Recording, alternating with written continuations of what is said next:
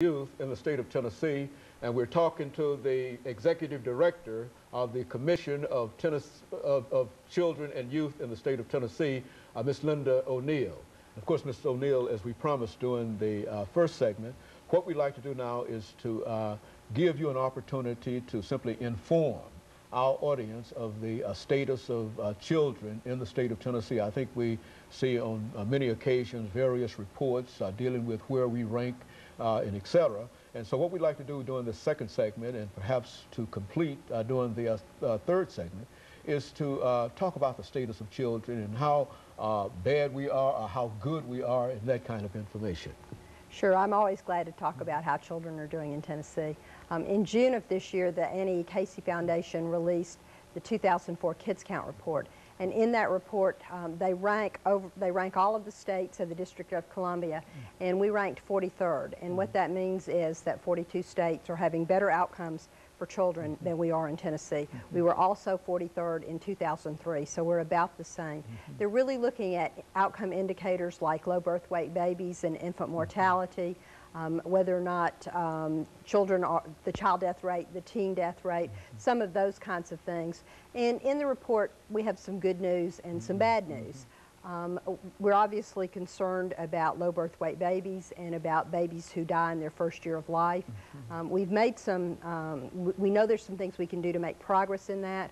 One of the things that's really associated with both of those issues is pregnant women who are smoking.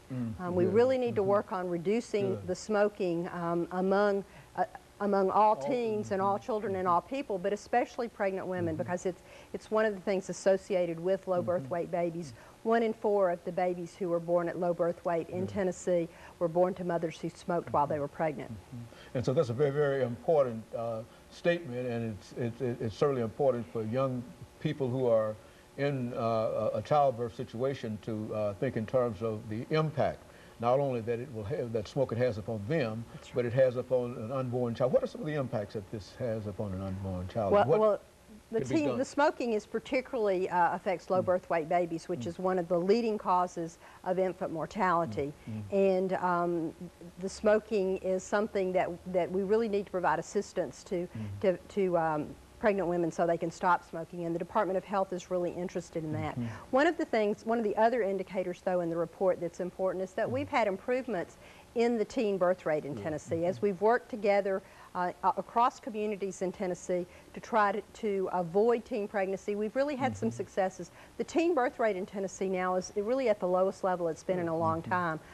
Still higher than we would like it to be, but we need to really work on reducing that. There's some other things in the report that really show that good public policy makes a difference in positive outcomes for children. We've made substantial improvement in Tennessee in both the child death rate and the teen death rate. And there's some of the reasons that we have made that progress include things like strong seatbelt laws, child restraint devices, bicycle helmet and skateboarding helmet requirements, because the leading cause of death for both children and teens is what they call unintentional injuries, what we all call accidents, and certainly for teenagers, automobile accidents or vehicle accidents are the leading cause of death. And as we've done graduated driver's licensing in Tennessee and really emphasized seatbelts, we've seen some reductions in teen deaths in motor vehicle accidents. In fact, in Tennessee, over the past year, there have been several really highly publicized incidences where a number of teens died at the same time in a car, and almost invariably when there was a survivor in that car, it would be the only one who had a seatbelt on. So we can't stress enough the importance of wearing seatbelts and of using child restraint devices. And so what you're saying here is that public policy can really impact considerably upon what you're doing in dealing with children and youth in the state of Tennessee, that it's not always up to the individual, but the government itself can develop policies that would increase your outcome. Well, certainly government can develop policies that increase outcomes. Ultimately, though, individuals have to implement those policies, and we really need collaborative efforts that involve not only state and local government, but communities, churches, synagogues, other houses of worship, families and children together to really do better things for children. But one of the best examples of public policy that has really made a difference is TennCare. TennCare has had a very positive impact on children in Tennessee. In Tennessee, we have a lower percentage of children without health insurance than in the nation as a whole. And we have substantially improved the immunization rate of 2-year-olds. We're doing better than the nation as a whole again, and TennCare is largely responsible. It's almost closed the immunization rate gap between children on private insurance and children who are covered by Medicaid or TennCare.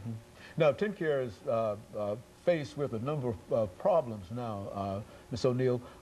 What can be done in terms of dealing with some of the issues that face TennCare and to make sure that we continue the kind of progress, because it seems to me that if TennCare has made such an increase and has such a positive impact, we ought to do everything that we possibly can in order to at least try to keep that as a system.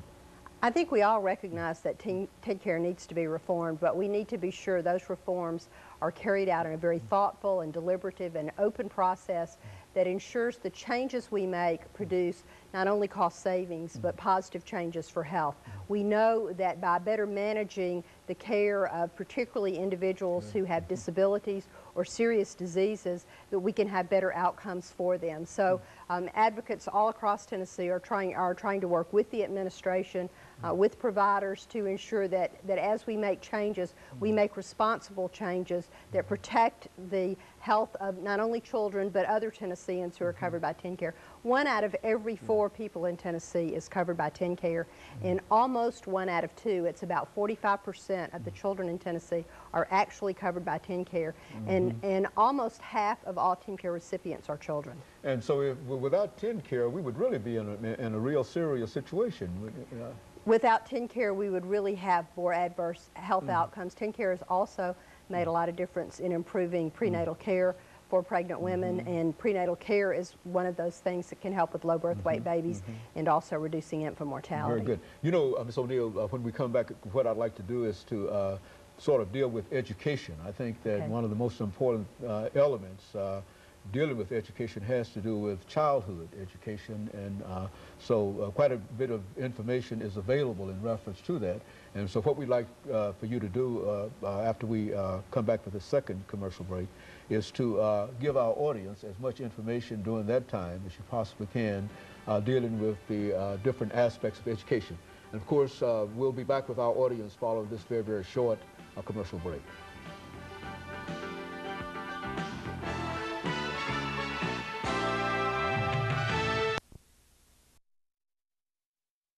Is the status of children